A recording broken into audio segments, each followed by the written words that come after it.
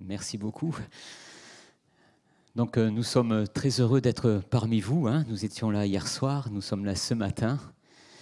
Et comme diraient les Américains, you are awesome. Excusez-moi pour mon accent. Mes filles, quand elles m'entendent parler l'anglais ou l'américain, elles ont honte.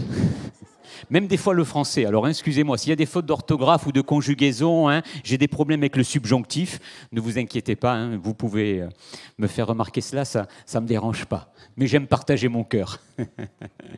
Amen. Ça, c'est l'essentiel, de partager son cœur. On essaye de bien le faire, d'une manière ou d'une autre, parce qu'on aime, comme on aime notre Seigneur, on aime le faire avec excellence. Waouh.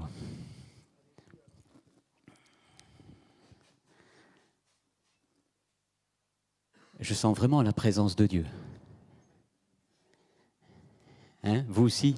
Waouh, j'aime la présence de Dieu. C'est ce qu'il y a de plus important. C'est ce qu'il y a, je dirais, de fondamental. Tout à l'heure, dans un chant, il y avait une phrase qui était répétée, « déchirer les cieux ». Et puis, dans mon cœur, je dis, mais ça y est, c'est déjà fait. C'est déjà fait, les cieux sont déchirés, le ciel est ouvert. Nous vivons à ciel ouvert, quoi. Nous vivons à ciel ouvert. Quelle grâce, quel privilège. Le royaume est là. Il est là. Le royaume s'est approché, Jésus a dit. Le royaume, il est là, il est au milieu de nous. Il est au milieu de nous. Jésus est là. Mais je peux être dans sa présence et passer à côté de sa présence. Je peux être en présence de Jean-Louis toute la journée, même peut-être une semaine ensemble, et puis, si je ne viens pas le rencontrer dans une véritable relation où tous mes sens sont en action, je passe à côté. Et pourtant, je suis dans sa présence. Et je crois que nous sommes dans sa présence, il est là. Et j'aime m'interroger quand je suis dans sa présence, dire « Seigneur, qu'est-ce que tu veux faire? Qu'est-ce que tu es en train de faire pour prendre part ?» Parce que sa joie, c'est que nous prenions part à ce qu'il fait. La joie du Père, c'est que nous prenions part à ce qu'il est en train de faire. Il est en train de faire une œuvre merveilleuse. On parle de réveil. En France, on commence à voir des signes, des prémices. On en voit dans d'autres nations. Il est en train de faire quelque chose. Notre Père Céleste est à l'œuvre, il travaille. Alors, comme Jésus, nous aussi, nous voulons être à l'œuvre avec lui. Avec lui. Il y a quelque temps de cela, ça remonte à longtemps, mais je voudrais vous partager cela parce que c'est une expérience que j'ai faite avec Jésus. J'aime bien prendre du temps, donc dans ma matinée, je prenais du temps comme ça et j'étais dans sa présence. Et d'un coup, je vois Jésus devant moi. Bon, j'aime le regarder, j'aime le contempler. Je vois Jésus devant moi. Et puis, bouf, il se tourne et puis il se met à courir. Alors, je me suis mis à courir derrière lui. Et ça, c'était dans cette vision que j'étais en train de vivre, dans l'esprit, il se met à courir. Je me mets à courir derrière lui. Et puis voilà qu'il rentre comme dans une cave, comme dans une grotte, comme dans un tunnel. Et dans ma tête, je dis, mais qu'est-ce qu'il fait, quoi? Et je suis en train de le suivre. Et j'arrive comme dans une grosse caverne, toute éblouissante, avec plein de pierres précieuses, plein de... Ça brillait, il y avait des éclats de partout, j'avais même du mal à regarder. Ma première question, je commençais à me poser cette question dans mon cœur, mais qu'est-ce que c'est tout ça, quoi? Et d'un coup, je sens dans mon cœur, il y a cette phrase qui monte et qui vient, c'est cet héritage des ancêtres. Et entre autres, nous sommes dans une région à Alès, dans les Cévennes, que vous connaissez, où il y a eu un réveil, le réveil des Huguenots. Et c'est cet héritage. Et moi, je regardais ça et je dis, mais waouh, mais qu'est-ce que ça fait là sous terre, quoi? Qu'est-ce que ça fait caché? Et je dis à Jésus, mais ma première question, je lui pose, je lui pose cette question, je lui dis, mais comment on va sortir tout ça? Je lui dis, c'est du boulot tout ça. Comment on va faire tout ça? Et puis il me dit, viens, suis-moi. Il se met à courir, on sort de la grotte, et voilà d'un coup que je me retrouve comme un petit peu un petit peu plus loin de cette grotte, qui finalement je voyais là une montagne. Et là Jésus me dit, regarde. Et je reste devant cette vision, cette montagne, et d'un coup, je vois une lumière frapper cette montagne, et je vois depuis le haut de cette montagne de l'eau jaillir avec ses pierres précieuses, et ça faisait des éclats, des rayons de lumière de toutes les couleurs, et il y avait tout un fleuve qui se répandait comme ça. Et toutes ces pierres précieuses que j'avais vues, elles étaient en train de jaillir et de couler et se répandre de partout, quoi. Et le Seigneur me dit, il répondait à ma question, en fait, il me dit, c'est depuis ma présence que ces choses-là, cet héritage, va jaillir avec force et puissance. Dans sa présence, quoi. Dans sa présence.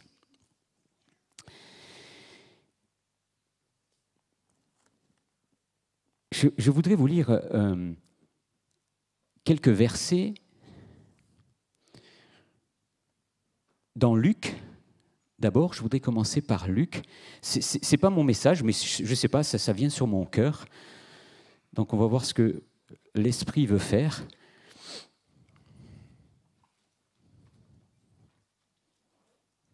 Vous savez, ce passage où il est parlé de Marie a choisi la meilleure part.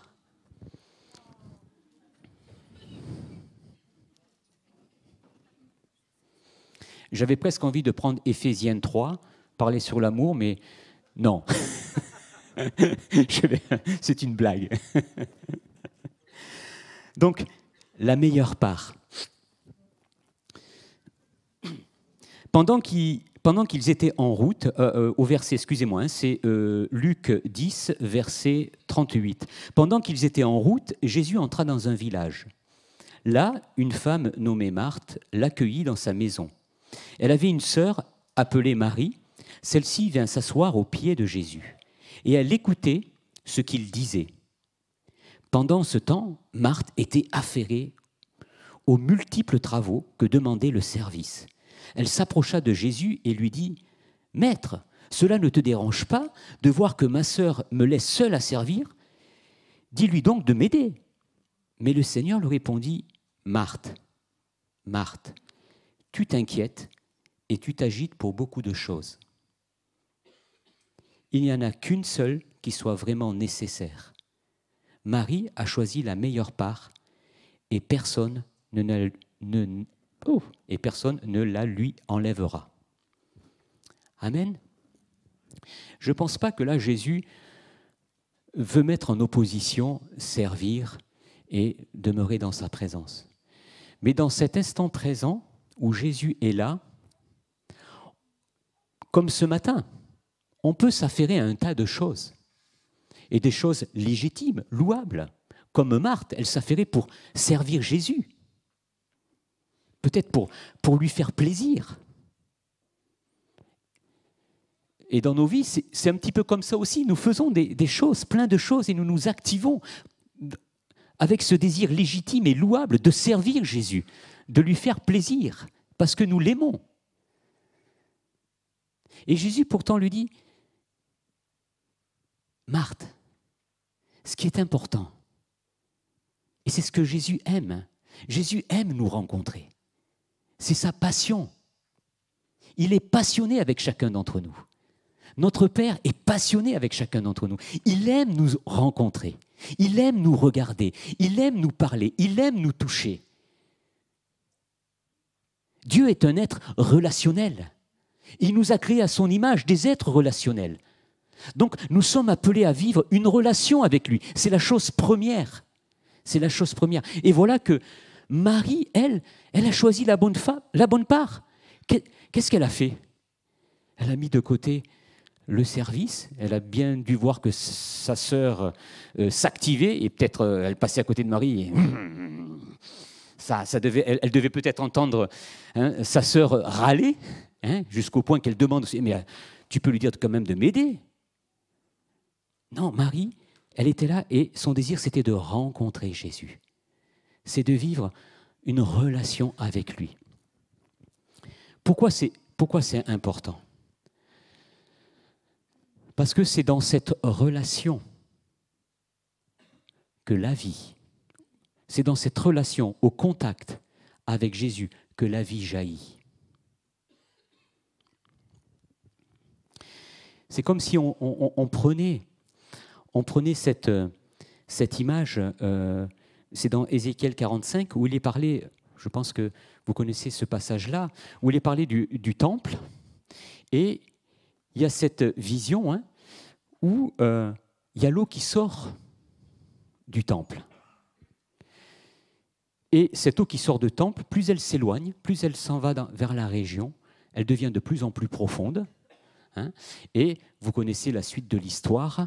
Hein, au bord de ce fleuve, il y a des arbres avec des bons fruits, beau feuillage, avec ces feuilles qui servent de remède pour les nations, hein, pour guérir les nations. On voit que ce fleuve transforme toute l'économie de la région, où il y a la vie qui commence à foisonner. Il y a des pêcheurs qui s'installent. On voit là toute une région être transformée. Mais si on prend un petit peu de recul par rapport à ce texte, qu'est-ce que ce texte nous dit ? C'est une vie qui coule, elle jaillit de l'intérieur vers l'extérieur. C'est une vie qui jaillit de l'intérieur vers l'extérieur.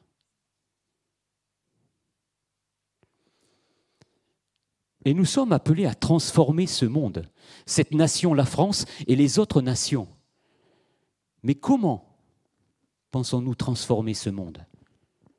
En laissant cette vie intérieure, dans cette relation avec Jésus, dans cette conscience de sa présence. C'est super ce que nous avons vécu ce matin. Il y a une démonstration de la joie, de l'espérance, de la vie de Dieu, de l'expression, de la créativité. Nous le voyons. Mais le monde a besoin de voir ça. Ce n'est pas que le dimanche matin ou le samedi soir ou peu importe l'instant d'une réunion, mais c'est dans ma vie de tous les jours au quotidien. Je peux vivre cette relation, cette intimité avec Jésus. Je peux rayonner de cette joie que nous avons vue se manifester au milieu de nous, de cette espérance, de cette expression de son amour, d'une manière ou d'une autre. Je peux le vivre au quotidien. C'est cette vie qui jaillit de l'intérieur et qui va vers l'extérieur. Et cette vie-là, elle transforme. Il y a Jésus dans Jean 5, je crois, verset 39, il me semble. Il est en discussion avec les hommes de la loi. Ces hommes-là étudient la parole. Et Jésus leur dit, vous cherchez scrupuleusement, vous étudiez les Écritures d'une manière scrupuleuse, vous étudiez les Écritures et vous cherchez la vie. Il leur dit, mais ces Écritures, elles témoignent de moi. Ces Écritures, toute cette parole, qu'est-ce qu'elle fait ? Elle pointe Jésus. Et Jésus leur dit, vous ne venez pas à ma rencontre, je suis la vie, c'est lui qui donne la vie. Et on peut faire plein de choses avec un désir légitime et louable de chercher la vie, de trouver la vie. Mais Jésus dit, venez à moi. Parce que cette parole-là,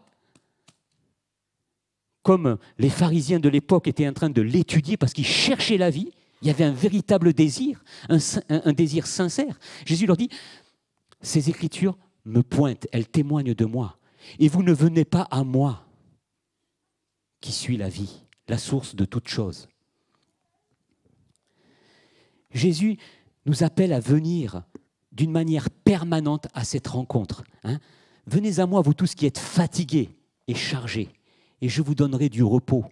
Et je crois que Dieu veut nous apprendre à vivre avec lui depuis cette position en lui. En lui. Je crois que dans les épîtres, dans les lettres dans le Nouveau Testament, il y a à peu près 73 fois en lui qui est mentionné. Je crois que 70 fois c'est Paul qui le mentionne et 3 fois c'est Pierre qui le mentionne. Et quand on voit cette insistance de Paul en lui, demeurez en lui, vous êtes comblés, en lui est la source de toute chose, en lui. Il y a tous les trésors de la sagesse et de la connaissance. En lui, en lui, en lui. Donc, Paul nous invite, nous adresse cette invitation de en lui. Et nous sommes appelés à apprendre à vivre où que nous soyons, quoi que nous fassions, à n'importe quel moment, à vivre depuis cette position en lui. Parce que c'est là où je peux vivre dans ce repos. Je peux vivre dans ce repos. Ça ne veut pas dire que je ne vais rien faire. Non. Je vais participer avec lui. Mais les choses sont plus faciles. Et alors, Jésus me demandera d'oser faire des choses. Mais il ne me demandera pas des choses que je ne peux pas faire. C'est son rôle. C'est comme Joachim Evans dit, c'est son job. Guérir, Joachim Evans, qui est de Bethel, qui était le premier directeur des chambres de guérison, disait ça, il dit, moi, ma joie et mon plaisir, mon job, c'est de le rencontrer, c'est d'être dans sa présence. La guérison, c'est lui qui s'en occupe. Ça a tout à voir avec lui et rien à voir avec moi. Et c'est tout à fait ça. C'est dans cette intimité-là, dans cette relation, Jésus nous montre des choses, nous parle, nous dit, nous révèle, éclaire des choses. Et puis, il nous amène à participer. Peut-être il va nous demander d'aller vers telle personne, de lui dire telle parole. Peut-être ça va s'arrêter là, ma participation. Mais lui va faire le reste. Et c'est là où je vois une démonstration de l'amour de Dieu, de sa bonté, et je vois une manifestation visible de son royaume, quoi. Voilà. Donc, vraiment, cette préoccupation de vivre en lui, dans sa présence, et de vivre depuis cette position.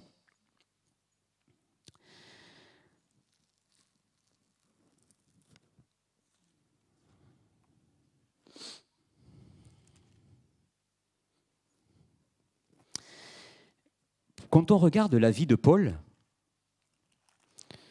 je vais lire ce verset. Je me perds dans mes pages, il y a tellement de choses. Ma Bible a doublé de volume avec toute. Je crois que c'est dans Acte 20. Acte 20 ou 19.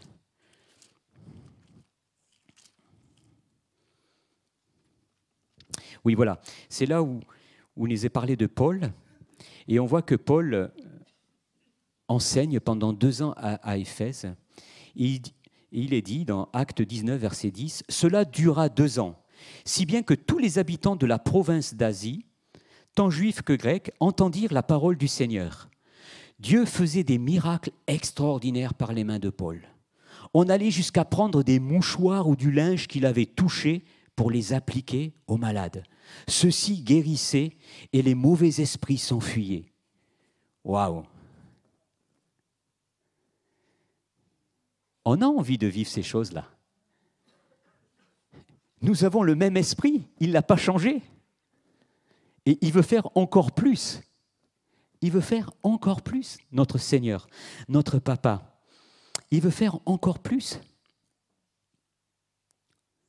Simplement, des linges qui touchaient l'apôtre Paul, ils étaient mis sur des malades et ils étaient guéris. Les mauvais esprits s'enfuyaient. Quel témoignage! Là, nous avons un témoignage de la vie de Paul. Il y a plein d'autres témoignages. Et c'est intéressant de voir que Paul lui-même, dans les Corinthiens, dans cette lettre aux Corinthiens, 2 Corinthiens 3, on va aller dans 2 Corinthiens 3 ensemble, et on voit Paul qui explique comment il a été serviteur de la nouvelle alliance. Comment il a été serviteur de la nouvelle alliance. Et je pense quand il dit serviteur, je ne crois pas que Paul parle avec une mentalité de serviteur. Parce que je pense que vous l'avez vécu, vous êtes en train de le vivre. Hein. C'est un chantier qui s'est ouvert et on le voit que ce chantier s'ouvre un petit peu dans toutes les églises parce que l'Esprit souffle sur la France et puis sur d'autres nations aussi. Et on voit que Dieu est en train de restaurer son peuple dans cette identité de fils et de fille, quoi. Voilà. Pour changer notre mentalité, passer d'une mentalité de serviteur à une mentalité de fils et de fille. Hein. Après, il ne suffit pas simplement de changer de mentalité, c'est apprendre à vivre en tant que fils et fille, quoi. Hein. Voilà. Et Paul parle là dans 2 Corinthiens 3, il parle comment il a été serviteur de la nouvelle alliance. Et c'est intéressant de voir le témoignage et comment il explique qu'il a pu vivre et être un témoin de la bonne nouvelle du royaume de Dieu, quoi. Voilà. Si bien que Paul comme on l'a lu, quel témoignage, sa vie, quoi. Hein. Par tous les endroits où il est passé, le royaume a été manifesté avec puissance et autorité, transformant la vie des personnes qu'il côtoyait et même des régions. Et ça, c'est notre désir, c'est notre cœur. 2 Corinthiens, donc. J'ai un vieil iPad, donc ça va, c'est pas rapide. Hein. Plusieurs fois, quand ma femme est là, je fais des appels comme ça, j'espère qu'elle va m'offrir un iPad. Elle me fait ça. Non, ce n'est pas la priorité du moment. 2 Corinthiens 3.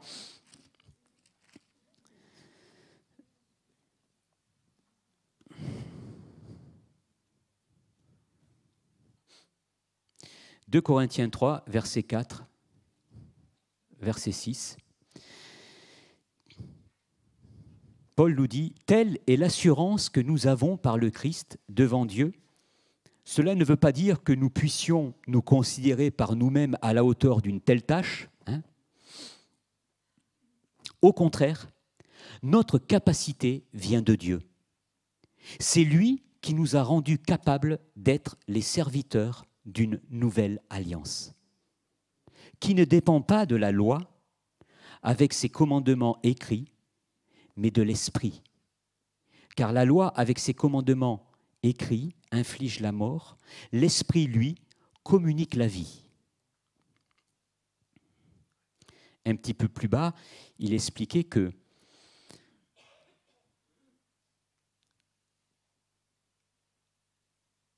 je reviendrai là-dessus, je ne vais pas le dire maintenant. C'est intéressant de voir que quand Paul parle qu'il a pu être serviteur de la nouvelle alliance par l'Esprit, l'Esprit qui communique la vie, c'est important de le laisser dans le contexte. Et si on vient au verset 18, lisons ensemble le verset 18. « Et nous tous, qui, le visage découvert, contemplons comme dans un miroir la gloire du Seigneur, nous sommes transformés en son image dans une gloire dont l'éclat ne cesse de grandir. C'est là l'œuvre du Seigneur, c'est-à-dire de l'Esprit. »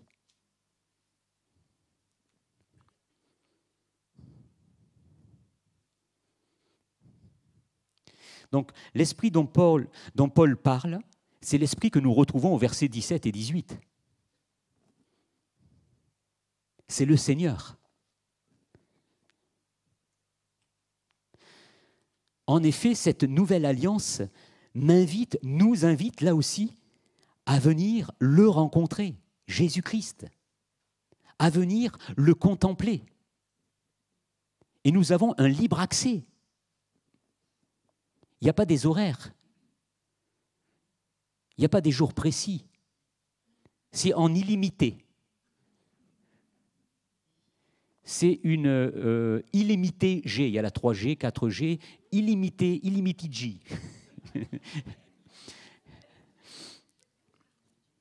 J, je ne sais plus, excusez-moi pour mon anglais.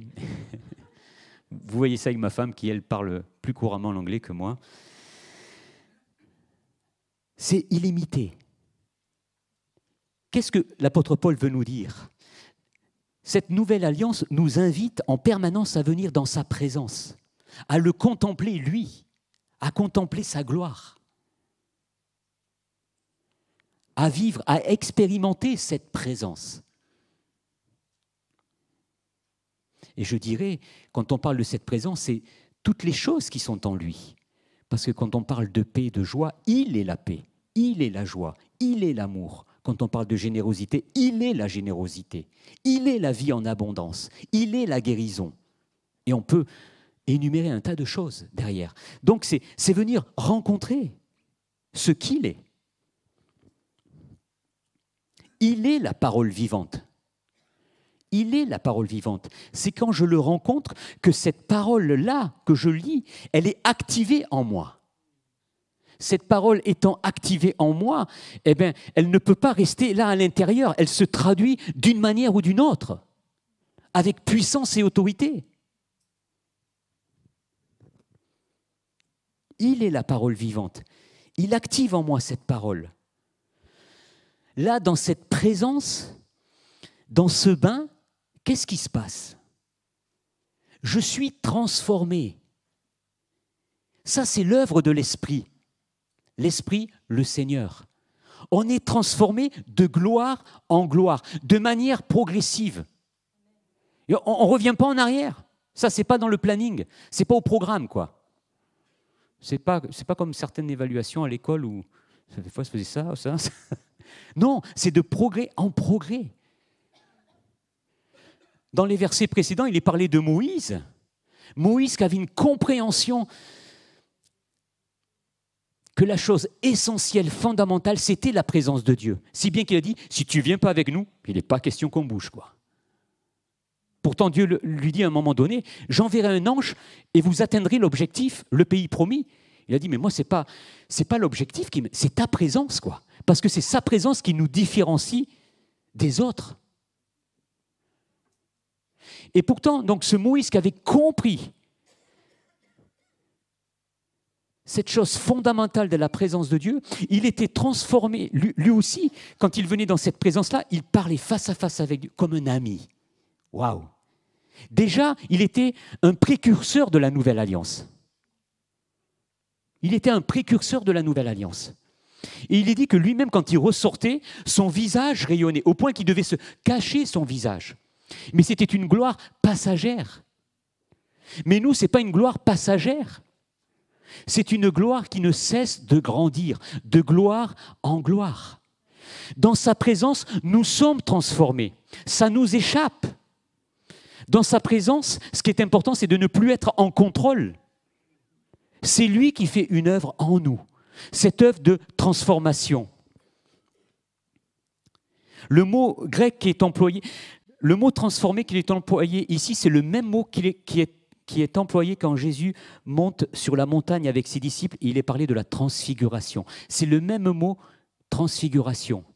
Et en grec, le mot que l'on retrouve dans ces passages-là, le même mot, on le retrouve dans Romains 12 aussi.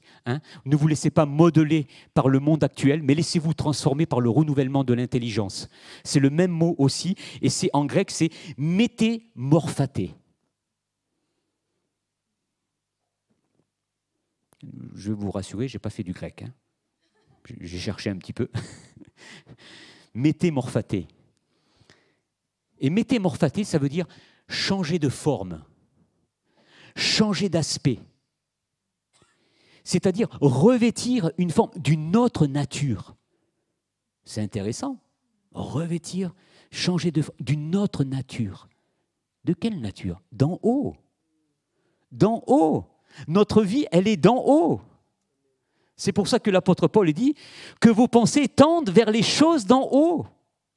Vous n'êtes plus de ce monde, vous êtes ressuscité avec le Christ et vous êtes assis dans les lieux célestes, dans cette position. Et dans cette présence-là, nous découvrons toute cette vie en haut. Et sur cette terre, par la foi, nous sommes appelés à reproduire cette vie d'en haut qui attire. Qui attire. Parce que c'est cette vie dans la présence de Dieu. Elle attire. Et cette vie dans la présence de Dieu, c'est quoi? C'est cette vie dans la gloire. Dieu nous a créés pour vivre. Quand il a créé l'homme, il a créé pour vivre dans sa gloire, dans sa présence. Et il lui a dit de régner, de dominer. Il y avait déjà cet objectif. Et aujourd'hui, Jésus nous remet, par l'œuvre qu'il a accomplie à la croix, il nous remet dans cette position de la présence du Père, pour vivre dans cette présence, dans sa gloire. Et vivre ce mandat qui est de régner avec Christ et par lui seul.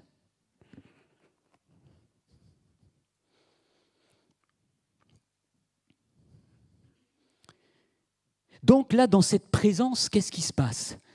Mes pensées changent, ma manière de penser change. Elle s'aligne sur ses pensées à lui, sur la pensée de Jésus. Mon regard change, mes désirs changent.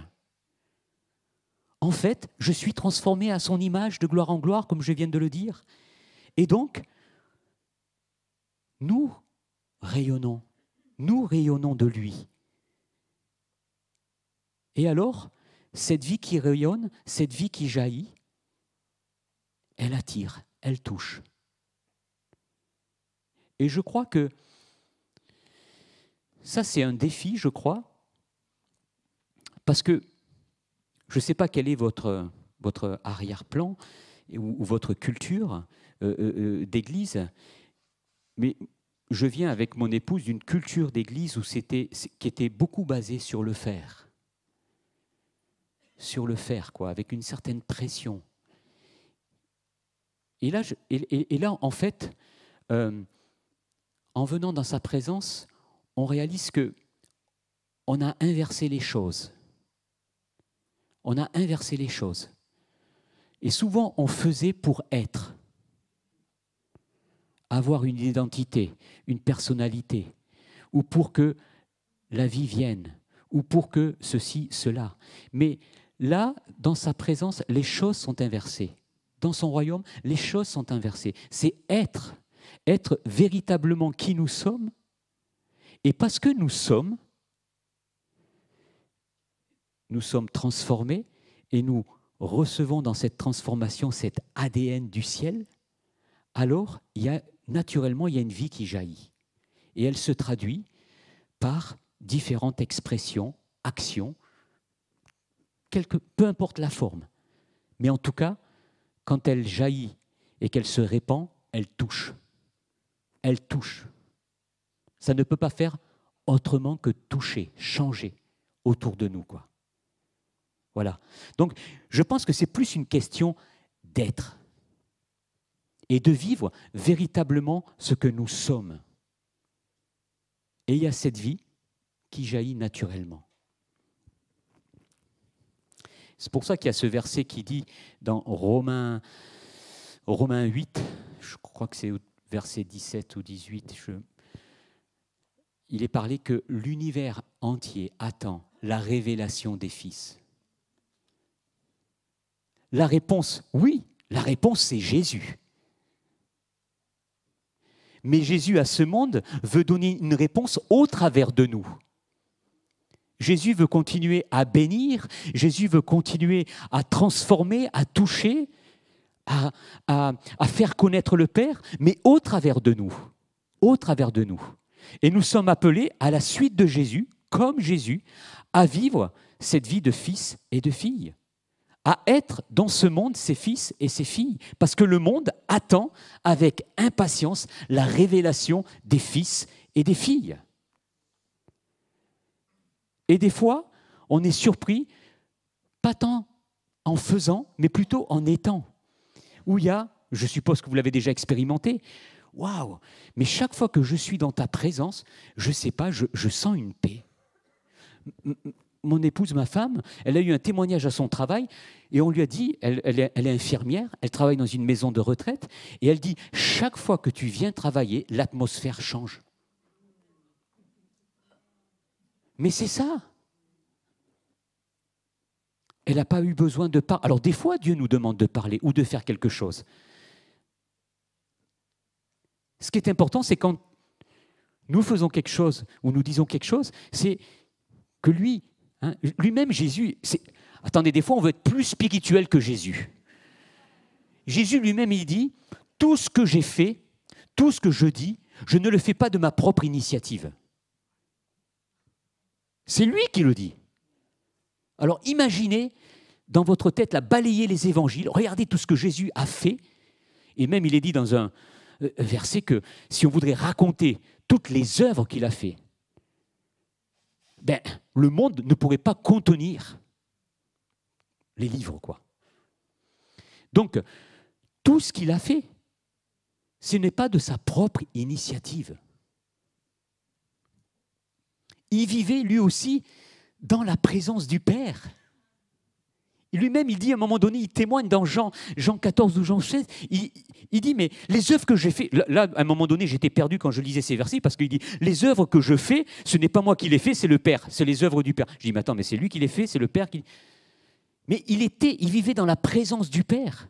Et sa joie et son plaisir, il est dit dans Jean 5 aussi, il est dit, parce que le Père même me montre ce qu'il fait.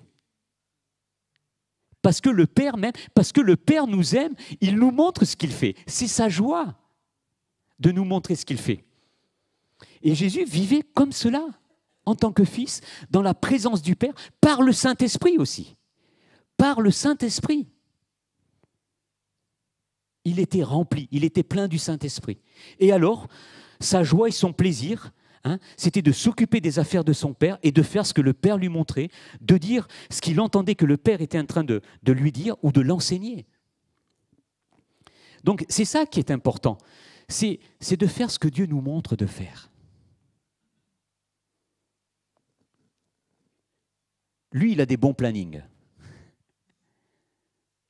Il a des bons plannings. Et ça nous dépasse parce que lui, il n'y a pas de frontières, il n'y a pas de limites. Il est sans limite. Il est sans limite, quoi. Et il nous demande à être partenaire. Mais quelle grâce d'être partenaire avec lui, de participer à sa gloire, comme nous dit Hébreux 2, verset 10. Waouh!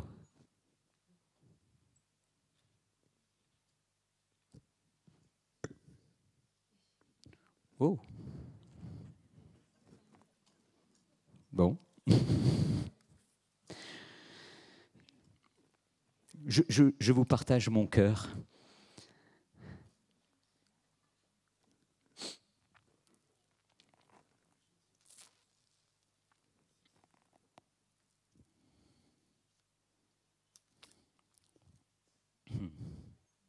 Peut-être je vais terminer par cela. Je vais lire cette prière de l'apôtre Paul dans Éphésiens 1, verset 17 à verset 20.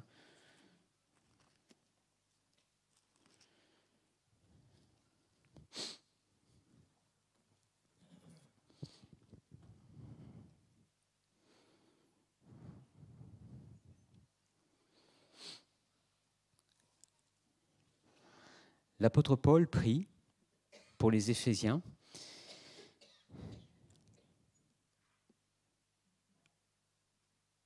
Peut-être une petite parenthèse avant. Vous savez que l'objectif de cette lettre d'Éphésiens, quand l'apôtre Paul écrit cette lettre, l'objectif, la perspective, je dirais, de cette lettre, elle se trouve dans Éphésiens 4, je crois, verset 10, où il est parlé de remplir l'univers entier de la gloire de Dieu, de la présence de Dieu, quoi. Voilà. Et donc, quand on voit la perspective et qu'on lit après Éphésiens, on a une certaine notre compréhension d'Éphésiens change, quoi. Voilà. Quand Paul partage cette lettre, l'idée c'est que le corps, l'Église de Christ, remplisse l'univers de la présence de Dieu, remplisse de la gloire de Dieu, de son règne, quoi. Et Paul prie. Il dit, je demande que le Dieu de notre Seigneur Jésus-Christ, le Père qui possède la gloire, vous donne par son esprit sagesse et révélation. Waouh! L'esprit de sagesse et de révélation. Pourquoi? Pour que vous le connaissiez. Connaissiez, connaître, ce mot veut dire vivre, expérimenter. Il a vraiment cette notion d'intimité, de profondeur, de relation, quoi. Hein? Pour que vous le connaissiez, lui, hein, le Dieu vivant, Jésus, qu'il illumine ainsi votre intelligence afin que vous compreniez en quoi consiste l'espérance à laquelle vous avez été appelés. Quelle est la glorieuse richesse de l'héritage que Dieu vous fait partager avec tous ceux qui lui appartiennent? Et quelle est l'extraordinaire grandeur de la puissance qu'il met en œuvre en notre faveur, à nous qui plaçons notre confiance en lui? Cette puissance, en effet, il a déployée dans toute sa force en faisant agir le Christ en la faisant agir dans le Christ lorsqu'il a ressuscité d'entre les morts.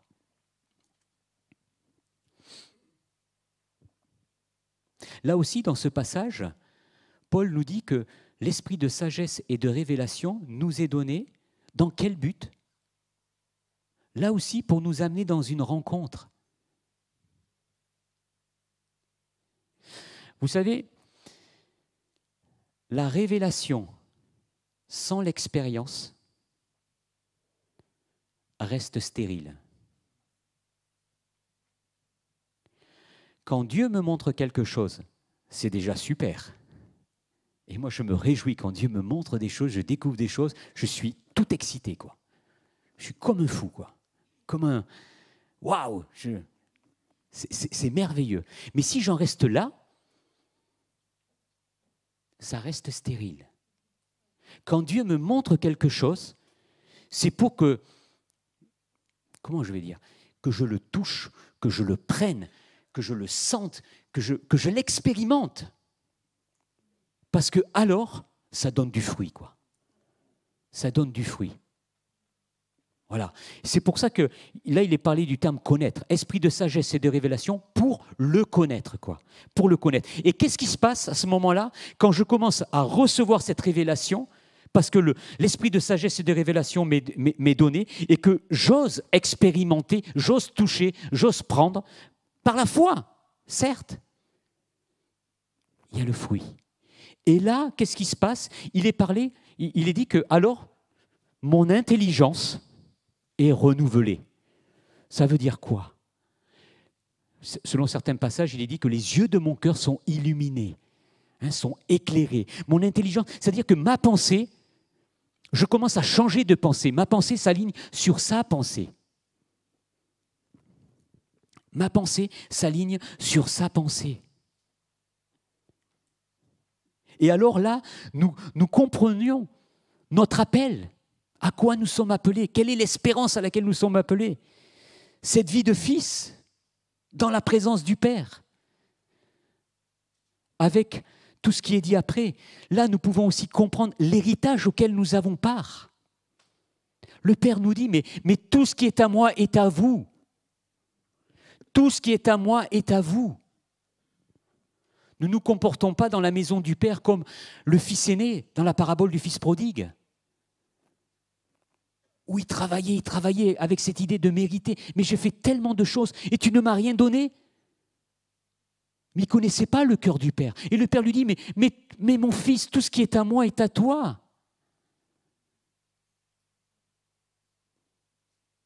Tout est à nous, nous avons les ressources du ciel. Nous avons besoin de les découvrir, nous avons besoin de les expérimenter pour alors les vivre sur cette terre.